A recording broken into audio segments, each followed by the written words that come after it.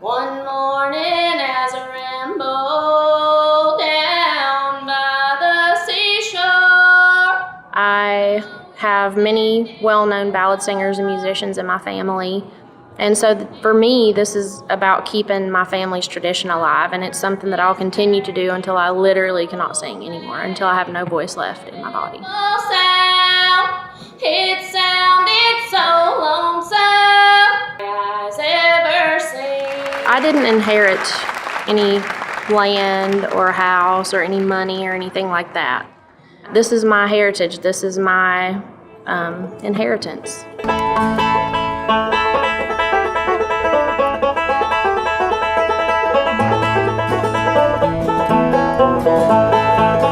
Well, people want stories that they can connect to. That's all about who you learned it from and where you learned it. In these areas, it was so isolated. You had to make everything. If you wanted something, you had to make it. So if you wanted to be entertained, you had to make your own entertainment. These old songs have been passed down in our family for 8, 9 generations now. And so for me, this is about keeping my family's tradition alive. It's not just about the songs, it's about the history. In this culture, this Madison County sort of music culture, you can't buy a guy. That is, to me, very touching. Hey, there's all kinds of young people. They're playing the greatest hits from the 1700s. It's really a magical thing. And you should be proud of it. And let's go out here and wear it. And let's own it. And let's make the world see it. My name is Ed Herron, Herron. My mother was Josepha Bell Lunsford. That's Bascom Lamar Lunsford's youngest child. This is the 56th annual Bascom Lamar Lunsford Music Festival. But Granddaddy came along right at that magical point of time, right before roads and right before radios. He learned it from his mother, he learned it from his grandmother. The music is all nice and it's catchy, but he saw the effect that it had on his fellow mountaineers. And then he saw it change. The roads are coming, the radio's coming. All of a sudden, people wanted to hide this traditional music. It was backwards. The new people they met in town made fun of it. It was getting pushed away. He knew the only way to save it was to let the natives know how powerful this music was. Granddaddy saw that. He saw it coming.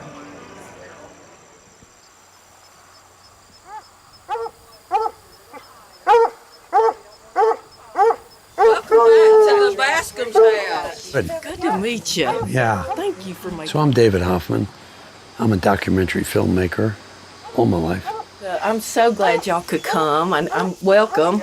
Y'all come on in. Come on in. Oh, this is going to be a shock. Are you ready? I'm ready. Okay. I'm ready. Come on in. I've got snacks set up, and I can make everybody a cup of tea. I have all kinds of teas available. I might have a snack or two, but, you know, I can remember walking and shooting in these directions. Oh, yeah. I can remember, Isn't it though. amazing? I can remember that. That's a long time. So many people on YouTube wanted me to come back. How many years ago was that? 58 years ago. You're about to see a complete film that I made in 1965. The film made it to the cover of TV Guide, and it showed people a part of American life most people had never seen. I've been asked by many subscribers, hey, go back and do it again. Find out what happened, because I'll tell you, the culture is still alive and booming. From May 15th to June 10th, 1965, Bascom Lunsford and his wife guided us through the Blue Ridge and Great Smoky Mountains to visit their friends and neighbors.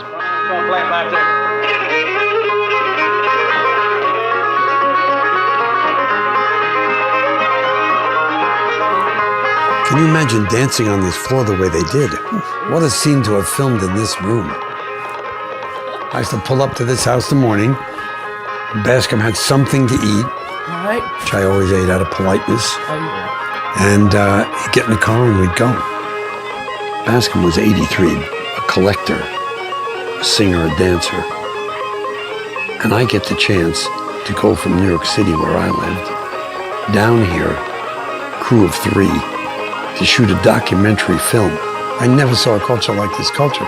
The land, the arts, the music, the dance, the speech. the poetry of life. Bascom thought Madison County was the richest, he says, was the richest pocket of culture in America. The value of this cultural history, experienced by young people, carried on in the midst of Madison County, means something.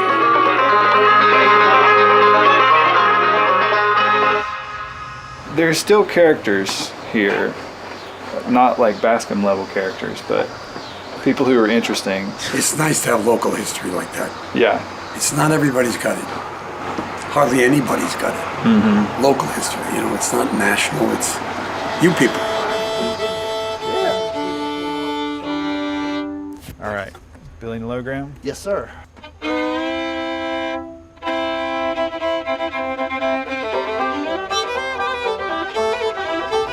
I was asked recently about why it's important to preserve this culture, and I kind of rattled on and said a bunch of stuff that was probably all the right stuff to say, and then I got to thinking about it later, and I was like, I don't know that I really expressed why it's important for me to do that. And then for me, it's because it's fun. You connect musically with people in ways that you can't in any other way. And I think it's about playing with people. That's something the pandemic taught me. It's about a tune, but when somebody decides to teach you something, that's an investment they've made in you. There's a power and a connection to that that says, hey, this thing matters enough for me to have learned it, and then it matters on another level for me to give it to you, and then you matter on another level for me to trust you with it. All right, Daddy, your time has finally come. I know he's got one picked here that he learned from Lisha Shelton, who was our neighbor down the road. And Lisha is one of the people that sang for Cecil Sharp back in 1916 when he came through. He made the best corn liquor. Don't you remember on last Friday night what that you told me sitting by my side? We've just been hearing these songs since we were little kids, and we sort of just grew up hearing them. Definitely, this is a family thing for sure. Now it's sort of important to pass these songs on to people who aren't in your family so that they really don't die out. Like, how do I keep this going and somehow modernize it or make it exciting for people who've never heard stuff like this before? My dear.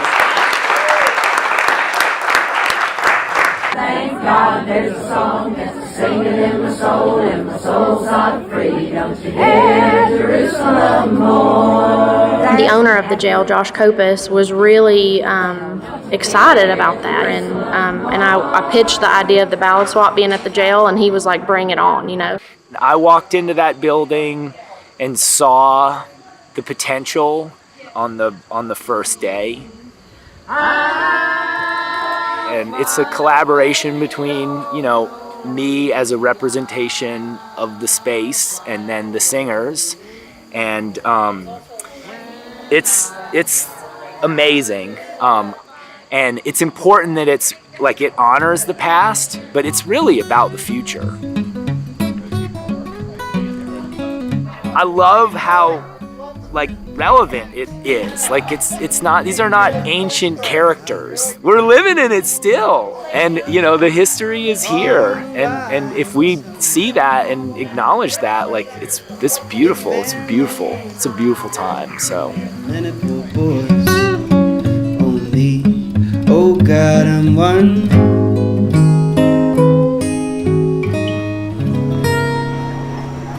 Our mountaineers, they were independent and self-reliant, but they also liked to be together. It weren't like they were anti-social. Here we go.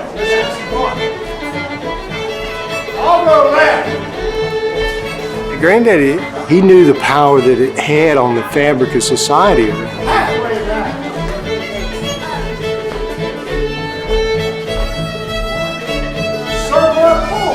It's about people. It's about somebody loving you and spending time with you. Because we've got each other's back in music. Like, we know we can trust one another. If you're feeling bad, play one of these songs. You'll feel better. If you're having fights with your neighbor, go have a square dance. You can't keep fighting. It's too much fun. It's too good.